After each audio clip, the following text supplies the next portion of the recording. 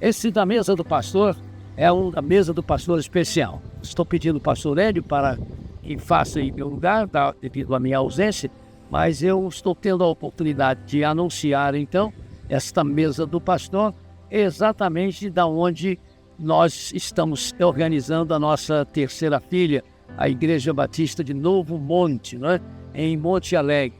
Os irmãos estão podendo ver atrás de nós o templo que Deus deu aos nossos irmãos, para a honra e glória de Deus, para que mais almas sejam atraídas à verdade. Que Deus os abençoe, que Deus abençoe também o pastor Hélio, a quem nós agradecemos por sua reflexão.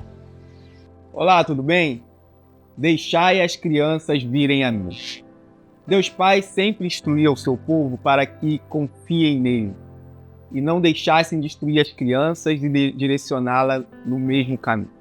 Quando nós olhamos para o Antigo Testamento, a primeira parte da Bíblia, vemos isso de maneira muito explícita. No Pentateuco, mais precisamente no 5º livro da Bíblia, Deus ordena diversas vezes que o seu povo deveria ensinar os seus filhos, as crianças, como deveriam se portar as crianças do reino, crianças que fazem parte da família do Senhor. A palavra de Deus diz: não te esqueças do dia em que estivesses perante o Senhor teu Deus em Horebe, quando o Senhor me disse: reúne esse povo e eu os farei ouvir as minhas palavras, a fim de que aprenda a temer-me todos os dias na terra que viver, e as ensinará aos seus filhos. Em Deuteronômio 4:10. Depois diz que todas as palavras que lhe ordeno estejam no seu coração. Ensina-as com persistência a seus filhos. Em Deuteronômio 6, de 6 a 7. Dessa forma, vemos que Deus deixou bem claro que os adultos, os responsáveis, deveriam ensinar os seus mandamentos insistentemente às crianças, em todo o tempo e em todo lugar. Mais adiante, ainda no Antigo Testamento, a palavra de Deus nos diz que devemos ensinar a criança no caminho que deve andar. Provérbios 22, 6. Essa tradução ela é muito boa, pois ela aponta para a responsabilidade de nós adultos ensinarmos as crianças no caminho, junto delas, e não nos moldes. Aprenda o que eu ensino e não o que eu faço. Pelo contrário, a Bíblia é muito clara em dizer que nós devemos ensinar nossas crianças no caminho em que elas devem andar, junto delas, ensinando o caminho a seguir, apontando o que deve mudar e celebrando todos os seus acertos. No Novo Testamento, temos uma narrativa que demonstra o quanto Jesus Cristo tinha interesse que as crianças estivessem próximas dele, estivessem aprendendo. Em certo momento do seu ministério, enquanto ele ensinava, algumas crianças foram levadas pelos adultos para ver o mestre e com certeza serem abençoadas por ele. O texto nos relata um equívoco por parte dos seus discípulos. Talvez na intenção de deixar Jesus Cristo distante da alegre e saltitante movimentação que as crianças comumente produzem, para assim tranquilamente exercer o seu ensino. Os discípulos procuraram tirar as crianças de próximo do nosso Senhor, no que Cristo os repreendeu dizendo, segundo o Evangelho de Marcos. Quando Jesus viu, ficou indignado e lhes disse: deixem vir a mim as crianças, não as impeçam, pois o reino de Deus pertence aos que são semelhantes a elas.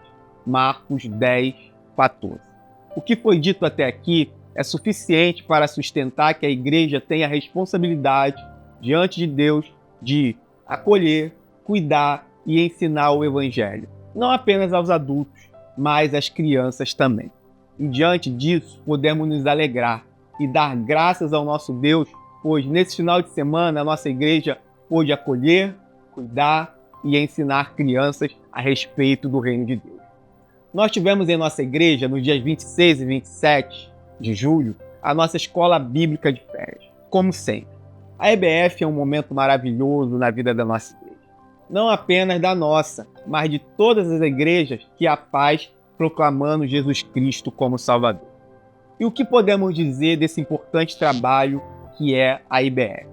Ela surgiu na cidade de Nova York com o intuito de atender crianças necessitadas que no período de férias escolares ficavam abandonadas pelos pais à mercê do aprendizado nocivo e pecaminoso dos guetos da cidade.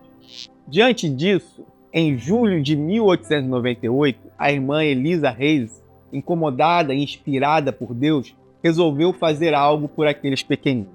Então ela criou uma escola bíblica diária. O primeiro local para a reunião era um pátio com um jardim, onde à noite era uma cervejaria.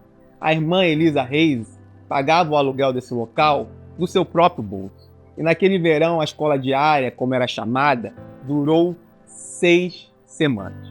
No programa tiveram as seguintes atividades: saudação à bandeira nacional, hinos, desenhos, memorização de versículos, ginásticas, dinâmicas, trabalhos manuais. As meninas aprendiam corte, costura e culinária, e os meninos marcenaria.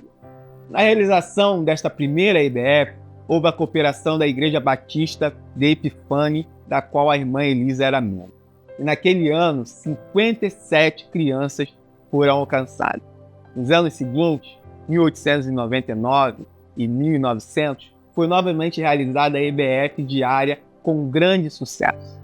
Em 1901, o Dr. Robert Boulville, secretário executivo da Sociedade Batista de Missões Urbanas de Nova York, começou a promover as EBFs e deu tamanho apoio que em 1902 foram realizadas 10 EBFs.